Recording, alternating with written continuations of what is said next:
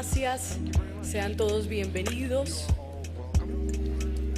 Invitamos a los que están afuera del recinto, pueden ingresar, pueden tomar asiento, por favor. Muchísimas gracias.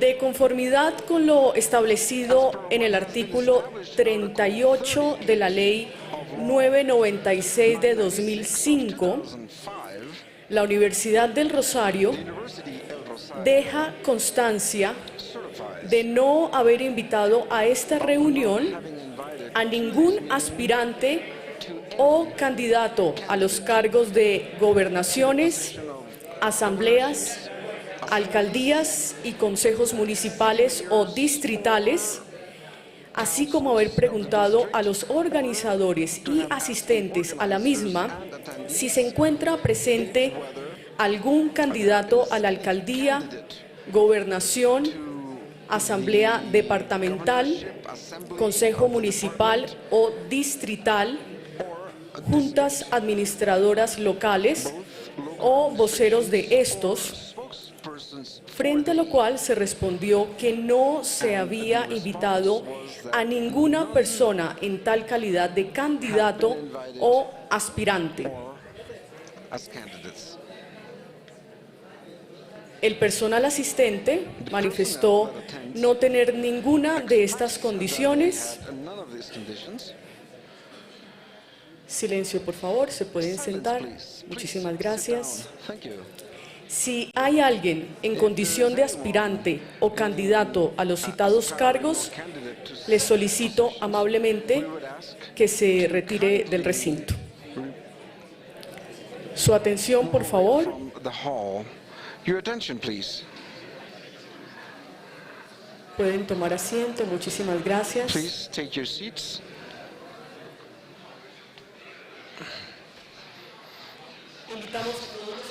We would invite all attendees to place in silence your telephones or any other piece of equipment that may interfere with the normal performance of the event.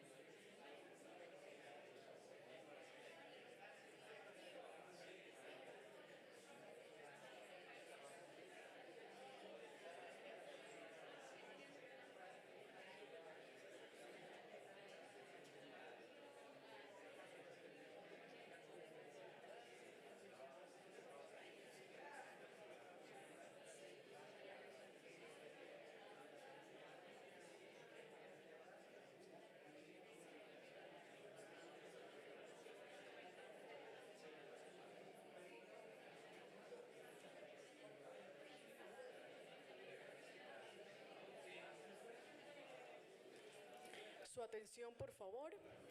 Pueden tomar asiento las personas que están de pie. Les recomendamos a todos los asistentes poner en silencio sus teléfonos celulares o cualquier otro equipo de comunicación que pueda interferir con el normal desarrollo del evento.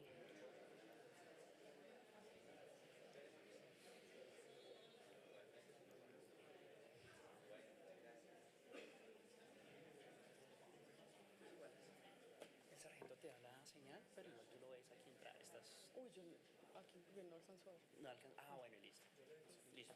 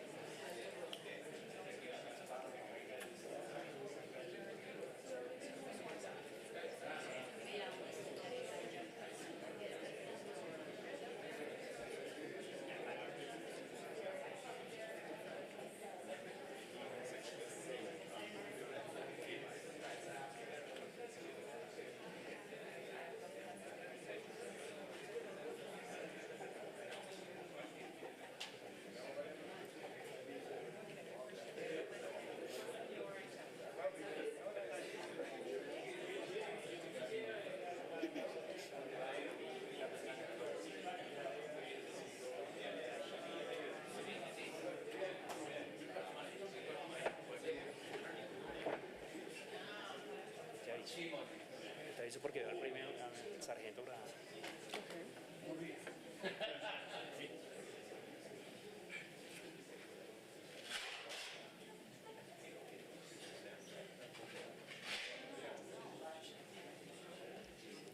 Aquí sí me ves.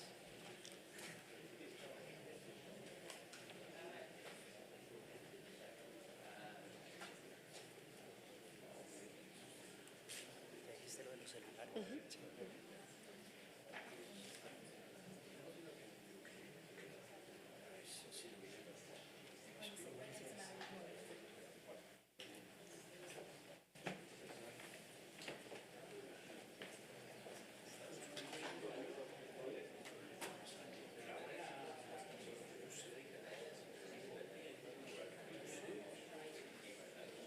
Listo, Gina. En este momento hace su ingreso al auditorio el señor presidente de la República, doctor Iván Duque Márquez.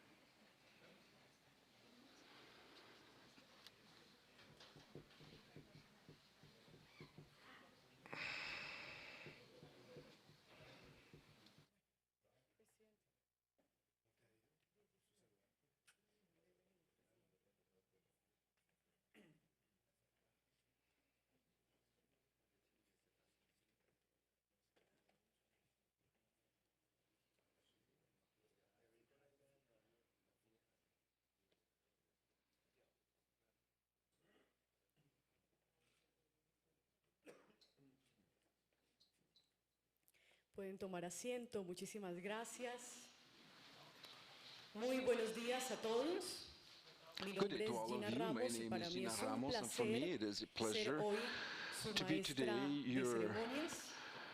speaker. Bienvenidos a este encuentro Welcome to this meeting of metrics that make a difference. The usage of multidimensional metrics in the use of public policies in Latin America and the Caribbean. We've called it so because it is not about measuring just to measure. It is not an end in itself. What we are attempting here is to use all the data of our economies in order to improve, obviously, the quality of life of individuals and generate welfare, sustainable and equal welfare, specifically in an era of development under transition, where currently, and you know it well, the growth of national income on itself cannot rectify all that range of issues that we have in the economy, in the environment, also social issues to which we are confronted on a daily basis. We would require then of a commitment at all levels, from leaders to public officials, to develop new tools, analytic tools, new processes for decision making, and new institutional frameworks that will go beyond income and take into account all dimensions of people's welfares, not just today, but also in the future. This is a joint project that is being led by the OPTE, the European Commission, and the CEPAL to facilitate the dialogue and collaboration amongst all. Again, be all welcome. We would invite you to share your opinions in the social networks. You find us with the hashtags well-being metrics, or hashtag Medición del Bienestar, measuring welfare. You can share your experiences, your pictures, your comments.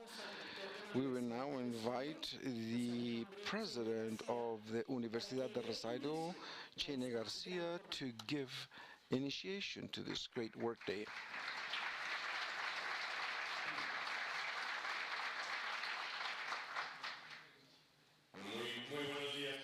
Good day to all of you. Mr. President, Dr. Ivan Duque Marquez, patron of this university, Angelo Gurria, Secretary for the Cooperation and Economic Development, OECD, Mr. Mario Chimini, Executive of the Economic Commission for Latin America and the Caribbean, CEPAL, Mrs. Yolita Bakituchene, who is the Director of Coordination for Development in Latin America and the Caribbean of the European Union, and Javier Oviedo, Director of the National Department of Statistics, DANE, and an alumni of the student, Director of Planning, ambassadors, and other members of the diplomatic corps. A very special welcome to our conciliator, Angel Melguizo. Also, a president to Carlos Eduardo Sepúlveda. He's also an alumni of this university, representative of international organisms. Obviously, all are welcome from the various roles of the public power, deans from the university that are with us, our alumni, professors, officials, graduates, and very specifically all the students of our school. I would like to offer you a welcome to this meeting, a meeting that has a lot of meaning, Mr. President, because it is done in the framework specifically of the celebration of the 365 years of the university, 365 years that are forming projects of life, but obviously 365 years as stars in the construction of the national agenda of our country. Always defending the principles of Novas Vetras, respecting the traditions of Colombia, but mostly thinking of innovation, and it is thus in this event a proper example of the Rosarista stamp.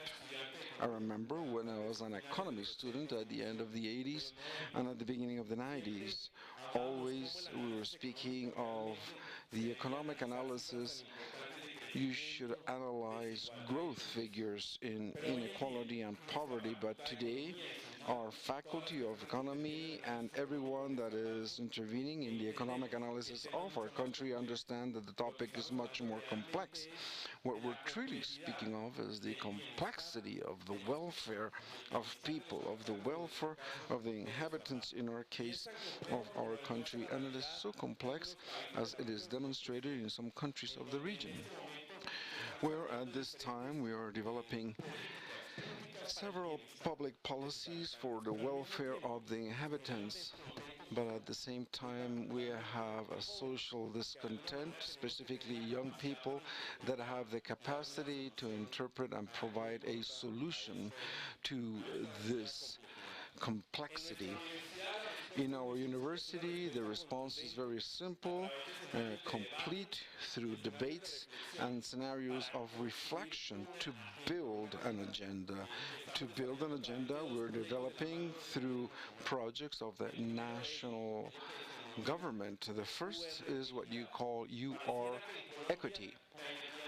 It seems that equity in Colombia, and the same thing in some Latin American countries, that equity is something constant. Well, from the University of El Rosario, through teaching and research projects and of extension, we are taking an entire agenda of equality to truly be able to end with this inequality. And a good testimony of the is the analysis of informality, Mr. President. Perhaps you remember that we're working in the ecosystem scientific with 18 institutions, both national and international, with university, obviously, that deals with our great strategic ally, the DANE, to give a response to informality with very interesting project with which the university has a very strong wager, which is the multidimensional dynamics with the DANE, or the observatory with the OCDE, or solutions to the policy of DNP, or maybe an look urban and rural together with the CEPAL. We also have a project with which you have coincided with Mr. President, which is UR Dialogues, which is just generating spaces for debate so that I can build an agenda in Bogota and each of the regions of the country. We have coincided, Mr. President, in Tumato and Cucuta with your government in Huila and in Casanare. And we have an agenda that is even more ambitious to understand that welfare should be for all Colombians. Again, welcome to this scenario, a scenario that is very much of Oecd-Urosario University, because we provide privilege always to the meeting, to the dialogue, and in this case with a very particular purpose, looking for alternatives to strengthen the welfare of each of Colombians.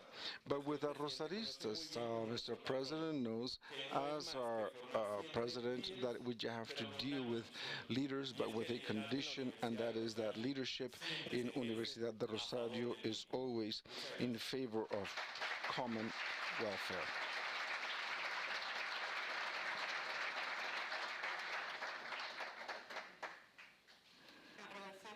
We would like to thank Mr. University President. We would like to give the floor to the Organization for Cooperation, Economic Development, OPES, Ángel Gurría.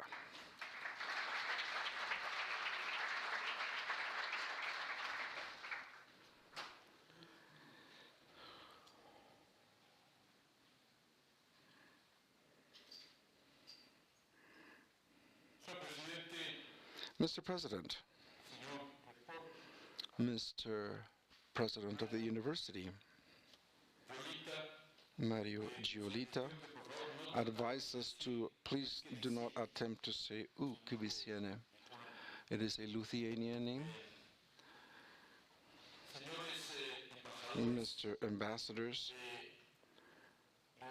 of the various countries before the OECD, here we have several. I saw the ambassador of Apia and the ambassador of Mexico and the ambassador of Brazil. Perhaps I have not mentioned any other one. And also some friends. The ex-ambassador, Madame, welcome. I'm very happy to have you here. I would like to state that this international conference for the usage of indicators of welfare, sustainable development, public policies in Latin America and the Caribbean has a name that is not very sticky, because you need to take care mid-sentence just because of the long sentence. However, perhaps the only advantage that this long title has is that it explains very well what we are doing, what we want to do. We have been working with the DANE, the Department of Statistics of the President of the University has mentioned.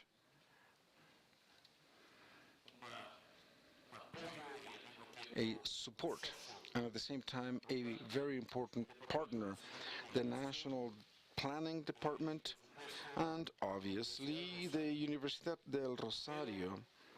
However, we do count with the invaluable cooperation of the European Union and also of CEPAL. And we send them a very strong hello to Alicia Bárcena. We know that there is a complex moment but they sent us to Mario Chimele, who is a great friend and in addition a previous warrior of the struggles in favor of development in Latin America. I would like to additionally state that yesterday Martin Durant initiated, and there were many of you here with the topic of Latin America specifically, if today we have even the Inca here from Slovenia that is on behalf of all the countries of the Alps, not of the Andes, and that is going to speak. This is another mountain range that is going to speak specifically of how we can approach some development goals. And we have some guests. Rabbi, thank you very much for being here with us. We have a very important group of scientists, important of experts in social development, and also statistics for development. In edition 2019 of the Studies of Economic Perspectives of Latin America, we present that study last month here in this same auditorium.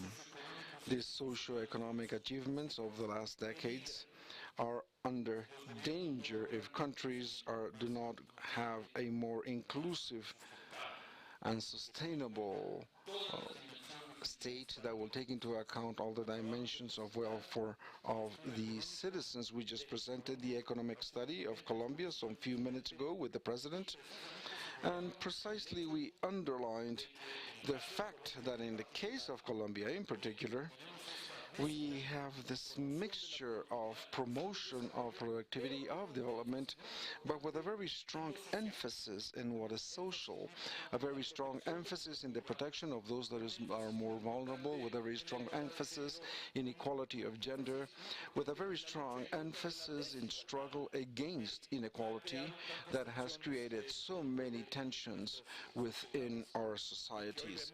And that today we see, unfortunately, these manifestations of not having incorporated them in public policies. We see this every day, we read it every day in the media.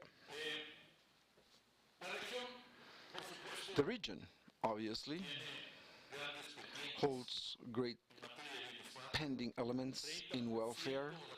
30% of the population of the region still lives in conditions of poverty. Approximately 40% of Latin Americans make part of the middle class, but we call it a vulnerable middle class. Why?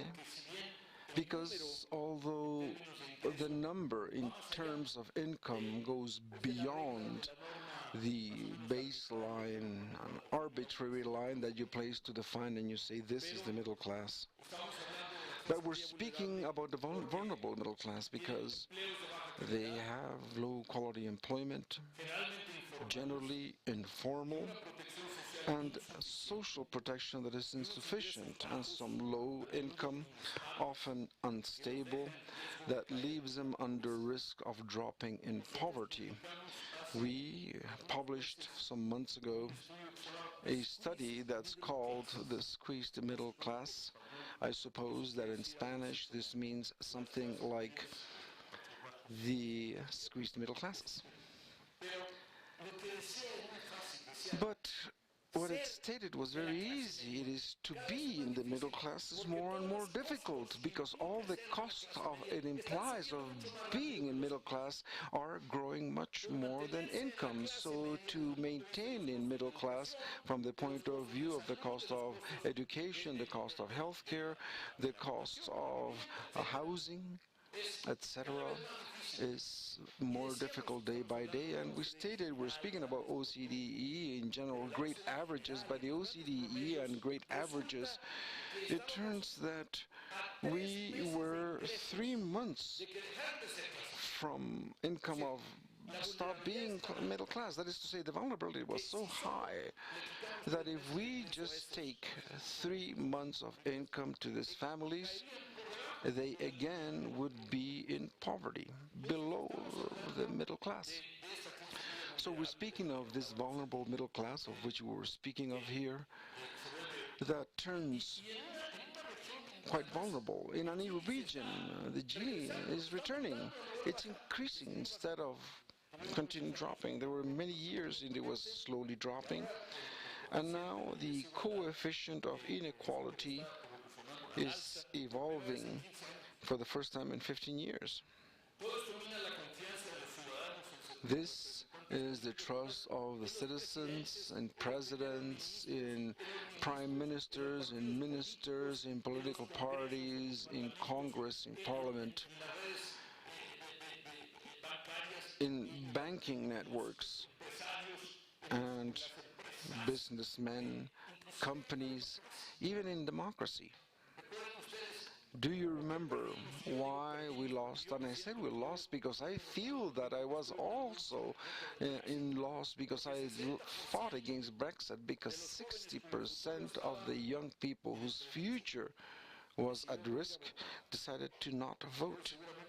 And today's most probably they repent, but it may be too late.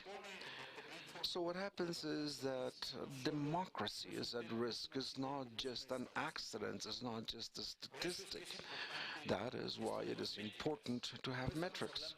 We're not speaking here of statistics. We're not speaking here of just having figures that can be placed on pages or on a book. We're speaking about information that allows the modulation and the definition of public policies, and that will allow to go to the heart of this, that today we call the geography of discontent, and insist we're seeing the manifestations throughout.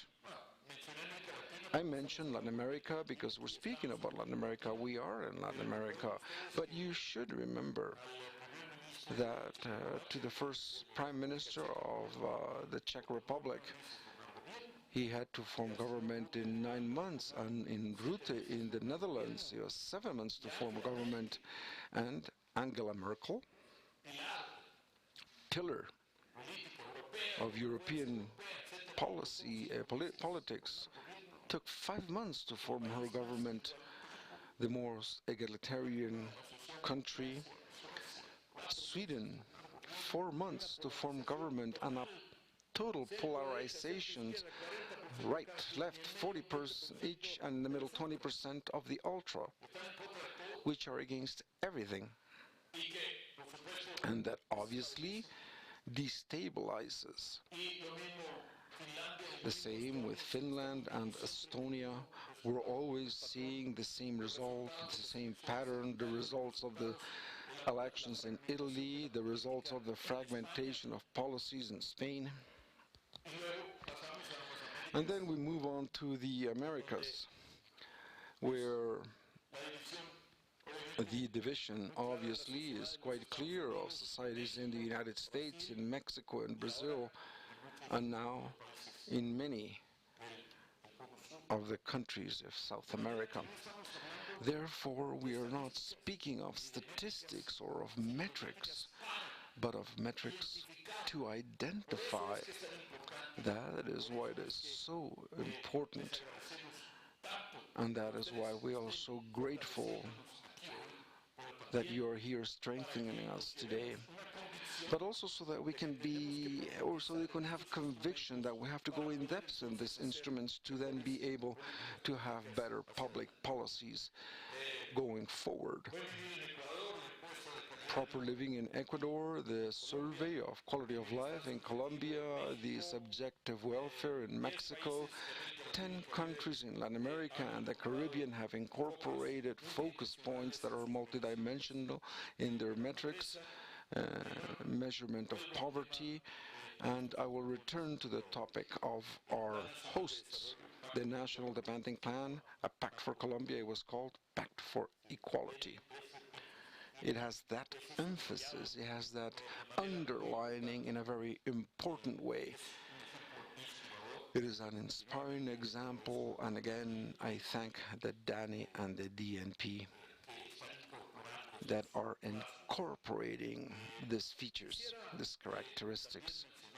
I would also like to mention that today we have a more international participation. I spoke of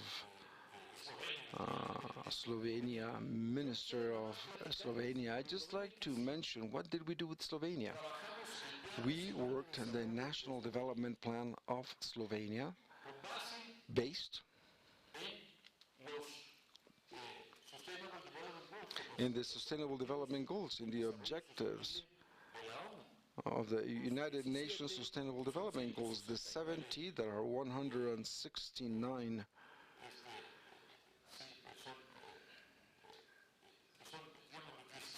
The 17 are broken down into 169 specific topics, and then with the aid of Martin Duran, the United Nations and all the chiefs of statistics broke it down even further to 230 that have to be followed to see how we're doing. Mr. President, this is a type of GPS to see how we are doing with the SDGs. So again, we are speaking that there are now countries that are guiding all their national development plans specifically on these topics, and where the measurement is crucial to be able to know what is the starting point, and as the GPS, where do you want to reach this? Well, you have to prevent here and avoid here. There's an accident here, and this is somewhat others, and the best way to go is this way. That is what we need to do in the case of this metrics of which we speak. The alternative is thus. Metrics do not have the information, so you become very intuitive, although you may have the best will and the best intention in the world, most probably, or at least it will increase with the probability of making a mistake because you do not have a clear diagnostic. In the case of the OECD, we have worked first, as of 2008, the document that we published a great book of, it was called Growing Unequally, with a question mark at the end. In 2011, we took away the question mark. We made a pun. There's a hymn which is united we stand, and here is divided we stand, because we're growing divided and with more inequality. And then in 2015, we published one that is called How to Do It Better Together, the topic of inequality. And then we published a study of what can we do now that we have diagnosed the issue so well. Well, we have the topic of inclusive growth, and then we published one on the topic of the classes of social capillarity. Social capillarity that we should always take as a datum. Social capillarity. This broken social elevator, because the elevator got broken, is no longer going up. And then another topic that I stated of the middle classes. Of the issues, the middle classes have more and more difficulty to speak about their opinion. It is more difficult to influence public policy decisions. So again, we're speaking about something that it goes beyond figures and beyond statistics. I would like, lastly, to thank enormously these institutions that here helped us, besides the Colombian institutions, but also the institutions such as the European Commission. They are working here every day with their own countries. They are the most advanced, the more developed in the world, and however, they have the same concerns. We in the region that have much more biases in social aspects need to hurry more. We have to go faster because we have a greater path to travel, because we come from more severe issues. Garcia Marquez stated, no, I am not wealthy. I am a poor man that has money, and that is not the same. This confirms that the level of income does not ensure happiness, but also, as we have stated, it helps to have at least the minimum to be able to satisfy the most basic needs and to not have this serious tensions that are translated into terms of governability, of governance. The most illustrious of these leaders of these countries that I mentioned a few minutes ago, in the case of the Netherlands, for example, Mark Rutte had a coalition of 2 with a majority of 10. Now he has a coalition of 4 and a majority of 1. He cannot even get ill because he will not win the votes. We are seeing this type of events.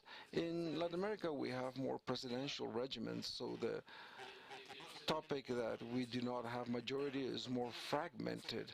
The parties is even more complex because there is no solution of a parliamentary type, and we have to finish the periods, the presidential periods, where we require a great skill to have the skills. So to all of you, thank you very much. Mr. President, thank you very much for coming to the event. Thank you for witnessing the efforts that we're all making.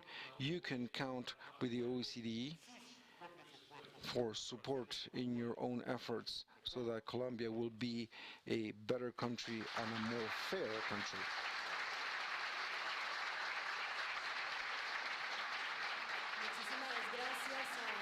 Thank you very much to Angel Gurria, the Secretary of the UPDE.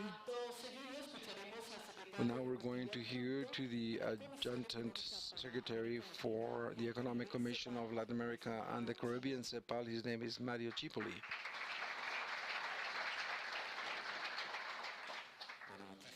Well, thank you very much.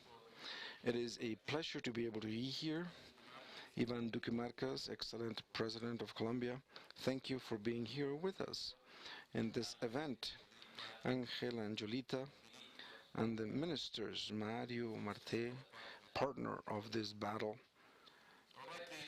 In truth, it is difficult to add anything to what our friend Angel has just stated, but there are 2 things I would like to mention. The first has to do with the institutional convergence that we have in this process. In this table, we are together with the OECD, the Development Center, the European Union, the CEPAL, working in Colombia, and with Latin America. And I believe that this is a great leap in quality, very significant at a level of international institutions, to be able to discuss among ourselves, to work, to add, to support, and to complement our work. I believe that these are essential points. When we began this project, we began to discuss amongst all of us, maybe 4 or 5 years ago, the idea of development under transition. That is to say that the product is not sufficient to measure, to state that there is something, as Angel explained, from the middle class that does not work, that we have compressed, that there is tension, and we see it today. We did not arrive to development regardless of the fact that some indicators show growth. The topic of also saying we're not growing as we used to. And secondly, a global international concept that you want to export and you find a barrier. You want to export that way, you find a barrier. If you want to export upwards, you have a barrier upwards. And you have a small world, the social classes press. It is a difficult situation to modify. 4 years ago, we began to discuss this and we said there's something that we cannot measure equally. It's not the same, does not grow.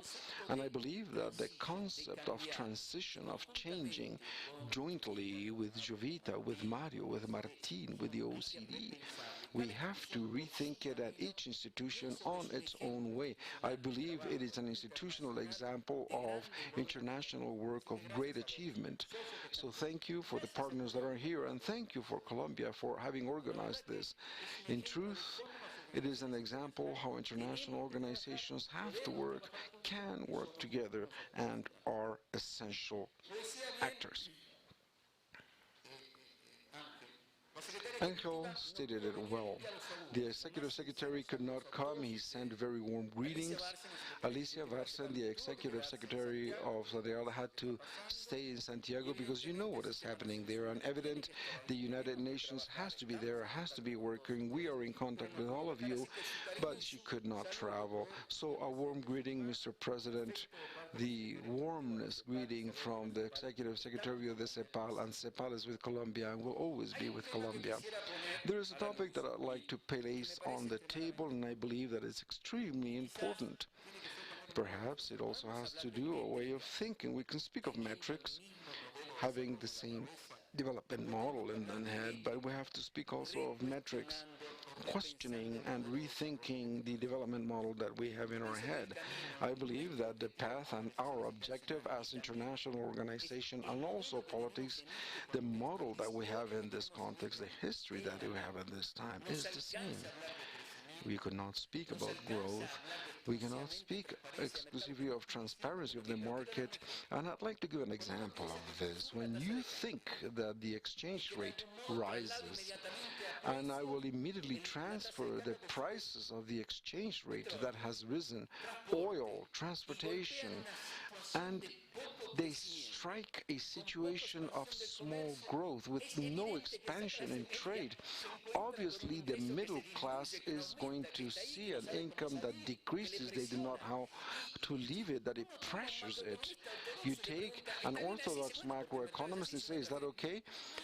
It's not no longer this way. When I see an exchange rate, I have to have two more revolutions in my head. This in a context, how will this affect distribution? What capability does it create in the country? How can I treat this variability?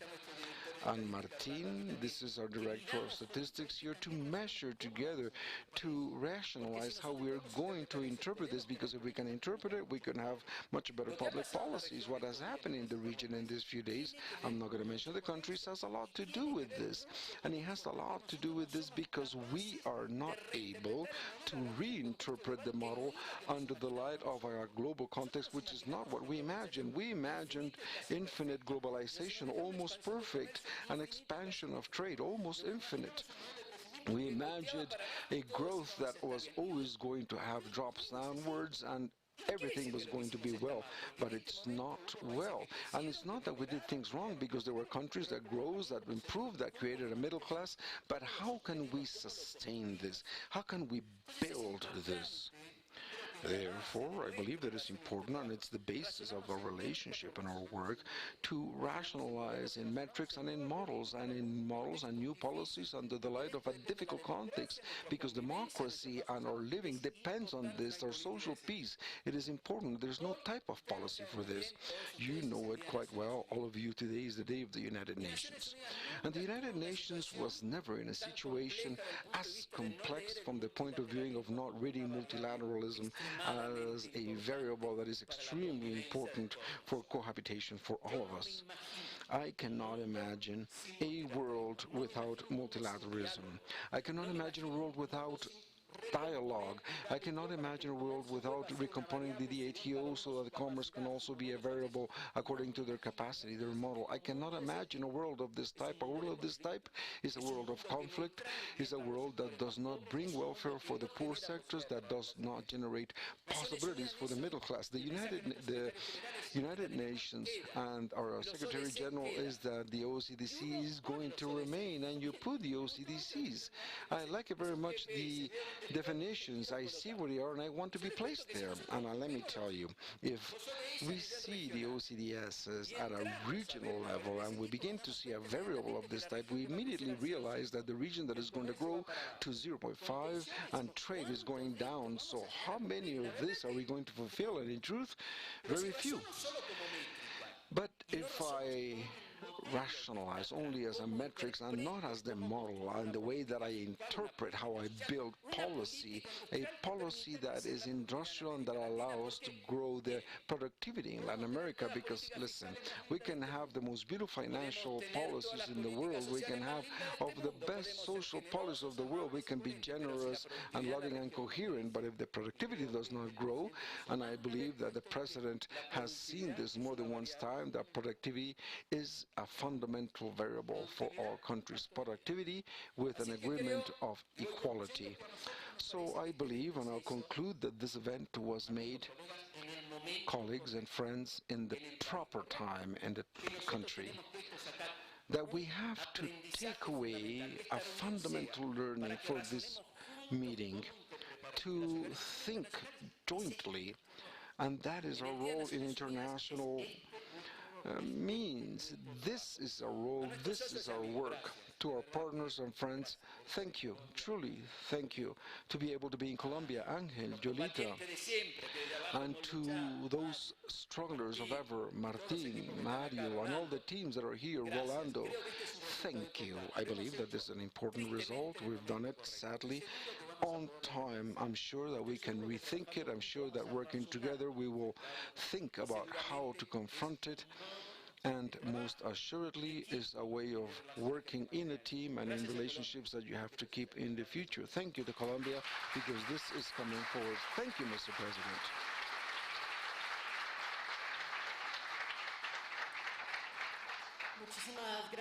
Thank you very much to Mario Cimoli and to the CEPAL.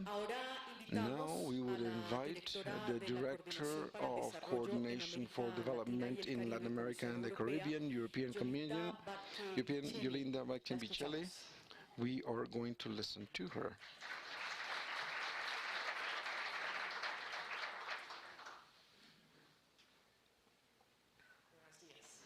Good day. Mr. President,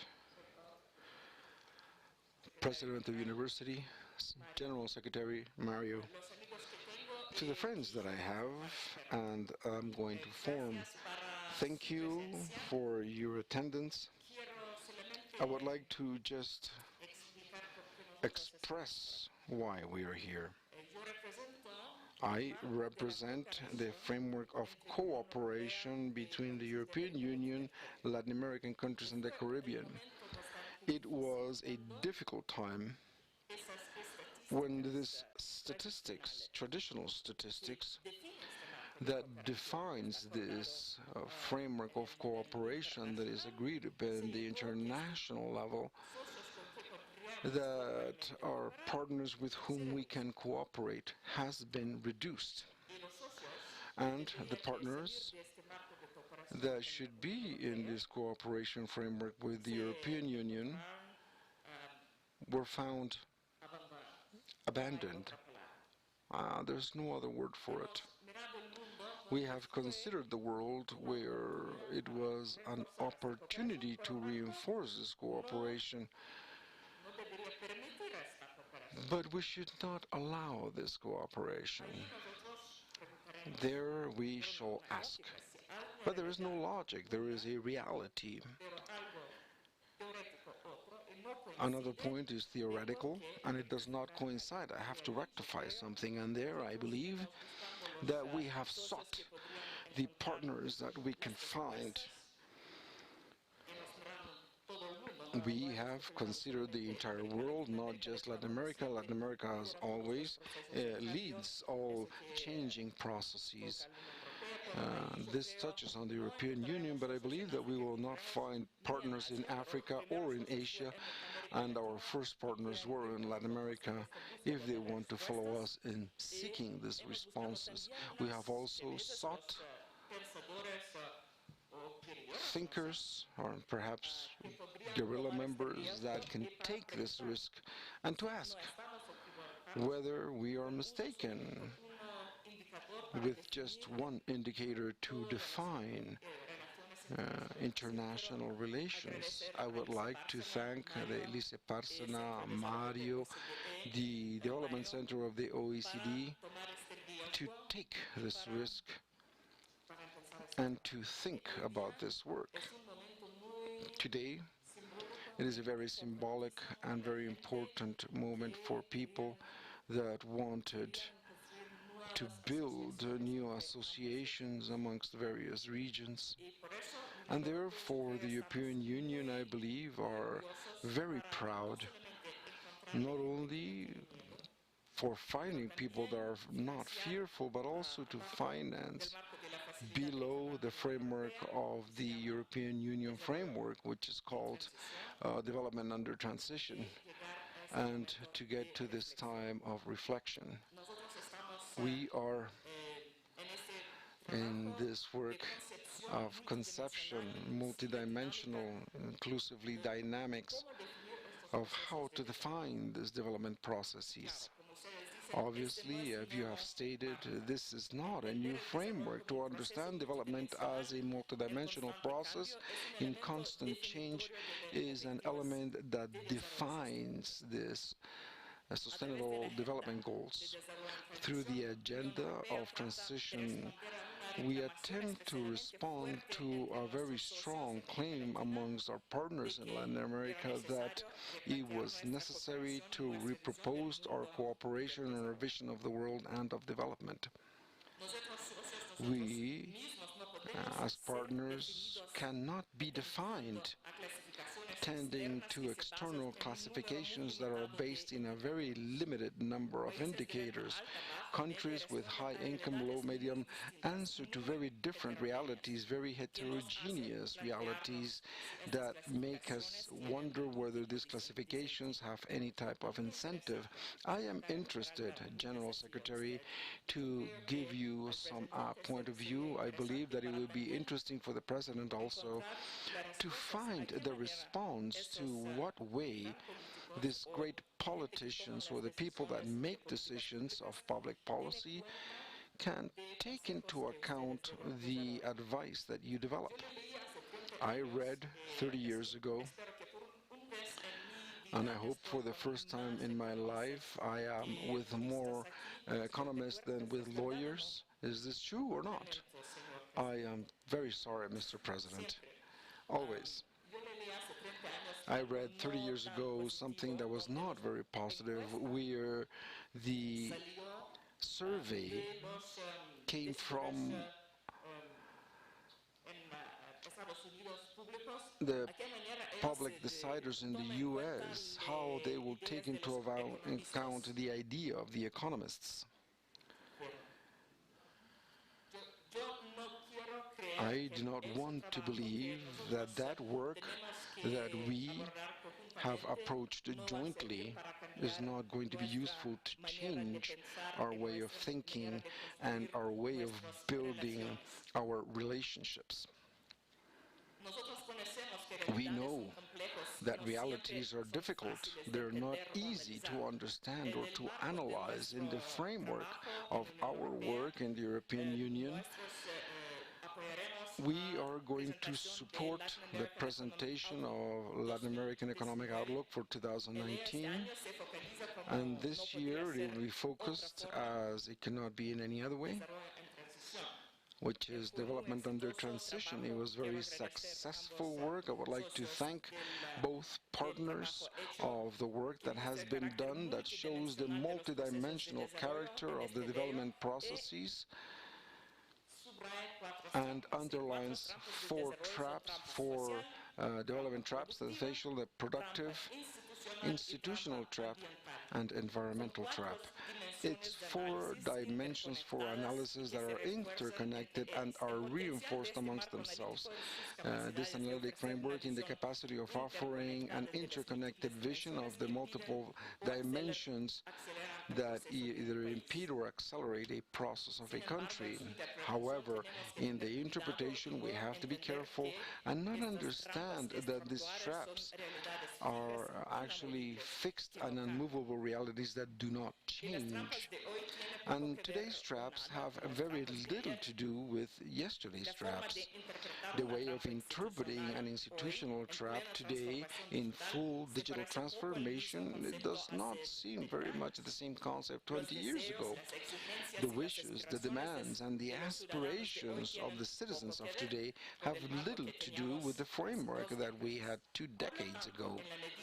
Therefore, as far as the country might progress, the traps will change, and our indicators have to be able to collect that assessment. The initiative in which this event is found, Numerics for Developments, supposes a coordinated effort amongst the OSCPL, CEPAL, and the European Union, strengthening the capacity of the region to generate indicators that are multi-development for development, indicators that can offer a vision of realities that are interconnected, making emphasis not only in the generation of a matrix of indicators, but in the reflections that demand this amongst them. And we ask, and I believe that this is a very good point, the point that shows us the path that we have to take and that shows us a vision, because I believe that it is a very good time to give this reflection process also from our part about how to support. It is important for the money for happiness, yes, we know this. It does not purchase it, but it does help. And I also believe that this is a signal that we have taken a proper path, and in this I do not believe that there are partners with whom we do not want to work or support any vision that may come from these discussions, these reflection points of today. And above all, we need not only something theoretical, but operational that can help decisions, politicians, the public sector to make these decisions with less mistakes. The European Union is also, and I thank the General Secretary, its analysis of the situation of Europe. One of the journalists, Financial Times, described the process that is currently happening in Europe as, sorry, I cannot get that word, which is like an association Latin of the European Union. In what sense? Because since Ms. Martin has shown us the last time the European Union was fulfilled with progress, ODS, the one that dropped was inequality and social cohesion. It is a challenge that is new for the European Union. It was something of which we are going to be very proud for many years, and something that comes to the situation that the General Secretary describes that has a direct pact to the political situation, public situation, and trust in the institutions of Europe that brings us closer to what is happening to Latin America. This initiative of the European Union, as I stated, as of 2013, we have attempted to compare all our member states on 8 types of indicators, conditions of the material life, sectors of formal activity or informal activity, education, social interactions, physical safety and economic security that gives it from the institutions for basic rights, sustainability of our form of life and the environment, and perception of our experience of life. These are the dimensions on which we will coordinate our multidimensional perception of welfare and development. On these, we have coordinated indicators of how we're doing Benson, not only objectives but also subjective. In my opinion, better indicators offer us a more objective vision of reality, and it should be the basis for the design of better policies. There should be indicators that allow us to elevate our debates of perceptions. There should be indicators that not only show what is missing, but also what we can do on what we can aspire to. They should be indicators that allow us to have a consensual vision of our threats and opportunities, a shared vision of our opportunities that allows us to certify and build political alternatives or responses to our common challenges. They should be indicators that feel the basis of our organization, strengthen the social concept, and facilitate the defense of rights, the expression of wishes, and the expression of demands by the citizens. It is an effort that is found in the basis of any development process. This event is one more step, an initiative that we from the European Union, or CEPAL, with the support of the partners in Latin America, are going to be driving during the next few years. I hope that it's 3, most probably will be more, depending on what will come up. The limit of what we can do is commitment and credibility in Colombia. I hope that we will never miss this. I thank profoundly, and I believe that Colombia needs to play its role also, as the university president has mentioned, the work that Colombia has led in this multidimensional metrics of informality, which is very interesting, a work that has been made for Colombia, also with these measures of multidimensionality in poverty, experience that is very adequate to help us also. Most evidently, I would prefer that we could speak of happiness. But if Europe does not do well, or if Latin America does not do well, I would not like this. I would prefer another one. Thank you very much.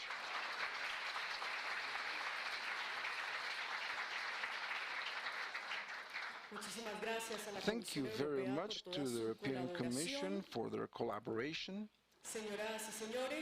Ladies and gentlemen, now you will have the address of the President, Iván Duque Márquez. Muy buenos días a todos ustedes. Good day to all of you. Welcome to my friend, Dr. Ángel Burría, the General Secretary of the OPE. A warm greeting to Dr. Chain, who is the President of the University of Rosario. It's a great pleasure for me to be once more in this prestigious and historic academic center. Warm welcome to Mario and to Yolita. Thank you for being here.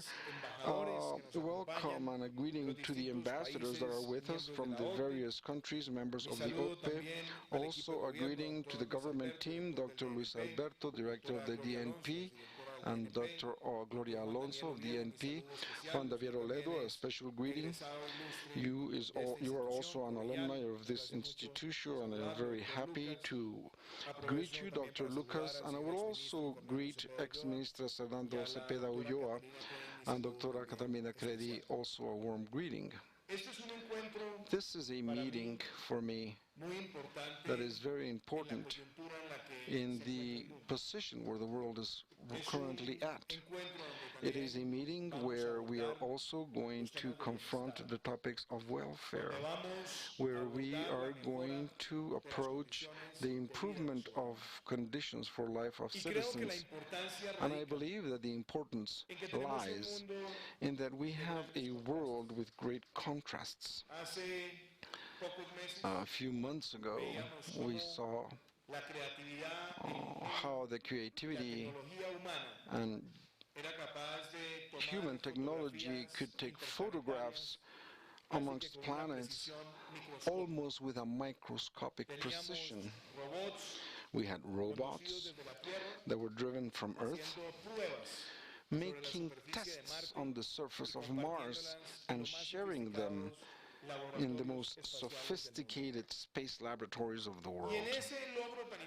And in that important achievement for mankind, we had perhaps on the other side the contrast of having more than 1 billion people in the world without access to electricity. Esos son los contrastes del desarrollo del mundo. These are the contrasts of development in today's world. Como To fortunas see individuales, how individual producto del fortunes, ingenio y de la product tecnología of y del emprendimiento, technology and pueden superar entrepreneurship, can el ingreso improve de países the enteros. income of Esos son los countries. contrastes del desarrollo. These are the contrasts Y of justamente development.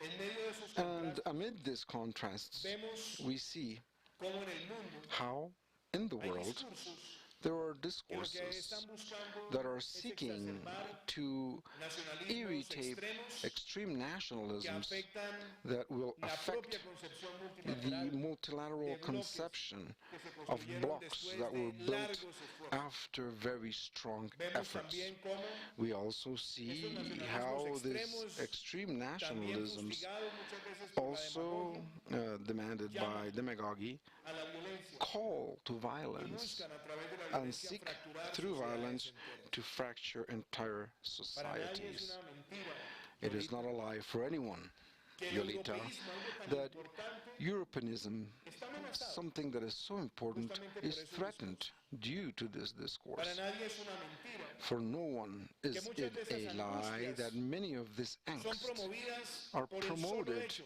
by de the generar el single caos en fact nuestras of sociedades. generating chaos in Y por societies. eso es tan importante That el is why it is so llamado a los important encuentros to have a call to donde these seamos capaces, por un meetings lado, where de we will be defender able to a defend on the ultranza el one hand multilateralismo como the un punto de ultrans of encuentro entre los multilateralism países as a point y of de meeting coordinación amongst entre los countries and to países, coordination amongst como también countries, es igualmente as well importante as hacer un important llamado to a have que a las sociedades call so puedan that societies encontrarse en can propósitos find comunes themselves in basados common en la purposes evidencia, based en la on evolución evidence, progresiva on y por progressive supuesto también en evolution, la and transformación obviously in de the la sociedad, transformation of empezando por los más society, vulnerables. beginning with the most Por vulnerable. eso este encuentro tiene el valor que tiene. That is why this meeting has the Por value eso es that tan it holds. importante That que is cuando why it is hablamos so de desarrollo important that when we entendamos speak que about estamos en un development, we momento have to distinto understand that we're in de a la time that historia. is different Y digo this time momento in history. distinto And I see a porque different time in América Latina history por because mucho Latin tiempo America, during a tuvo que long vivir time, had to live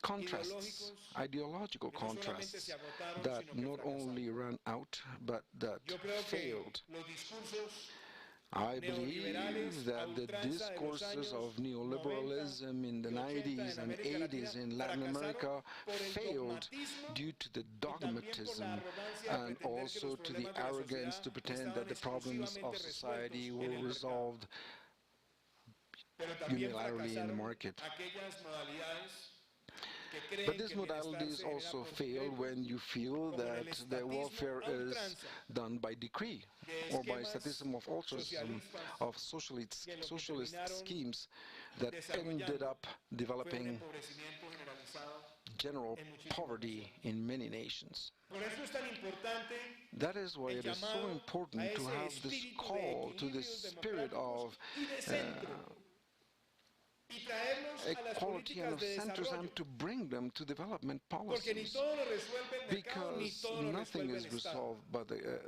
not everything is Y en solved by the ese market nor by trípode the de government, Estado, and in this mercado y sociedad tripod es of donde están las market, grandes society, respuestas and a los government is retos de where you nuestro have the tiempo. great responses to the challenges of our time. Yo recuerdo las I remember distintas the ocasiones various occasions en las que Amartya in Sen which se planteaba Amartya la Sen discusión sobre el proposed a desarrollo discussion en on función development del acceso a las under libertades access to the individuales y en el individual desarrollo de las freedoms and in libertades the development individuales. of individual freedoms.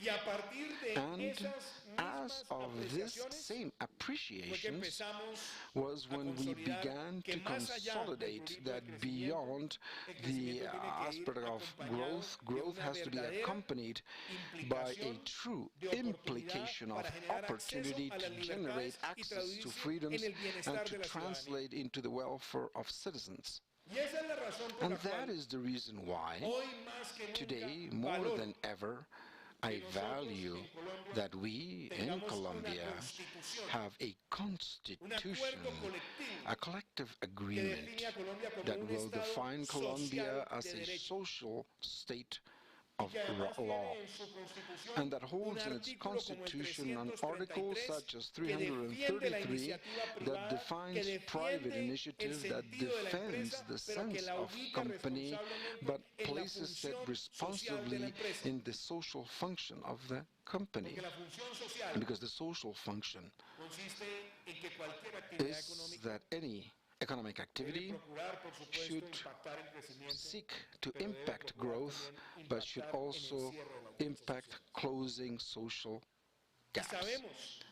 And we know that in Latin America there are things that take time, and citizens' angst is immediate.